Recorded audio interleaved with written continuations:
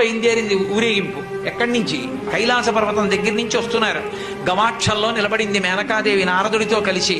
ఒక్కొక్కళ్ళు వస్తున్నారు. అబ్బా వెలిగిపోతున్నాడు, ఆయనేనా మా అల్లుడంది. కాదమ్మా, సూర్యుడు దిక్పాలకుల్లో ఉన్నాడు. ఆ వెనక వస్తున్నాడు, ఎవరో బాబాయ్ నల్లగా ఉన్నాడు దున్నపోత మీద, ఆయన ఎవరా? మీ అల్లుడు కాదు, బెంగపెట్టుకోడు, యమధర్మరాజు గారు. ఆ వెనకాతల అబ్బా చల్లగా ఎంత బాగున్నాడో, ఎవరు? చంద్రుడు, మీ అల్లుడు కాదు. ఈయనెవరోనయ్యో చాలా అందంగా ఉన్నాడు, ఎర్రగా ఉన్నాడు, కాంతులీనుతున్నాడు, బ్రహ్మగారు. మీ అల్లుడి దగ్గర పురోహితుడమ్మా, పెళ్లి చేయడానికి వచ్చే బ్రహ్మగారు ఆయన మీ అల్లుడు కాదు.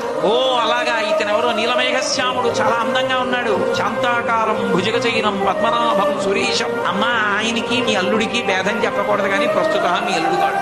ఆయన వెళ్ళిపోయాడు, ప్రదోష వేళ అయిపోయింది, రాడు. వెడుతూనే ఉంది ఊరేగింపు, వస్తున్నారు మగపెళ్లి వారు. అలా ఆఖరికి ఒక ఆయన వచ్చాడు. చుట్టూ భూత ప్రేత పిశాచాలున్నాయి, ప్రమదగణాలున్నాయి, మధ్యలో దిగంబరంగా తాండవం చేస్తూ వస్తున్నాడు.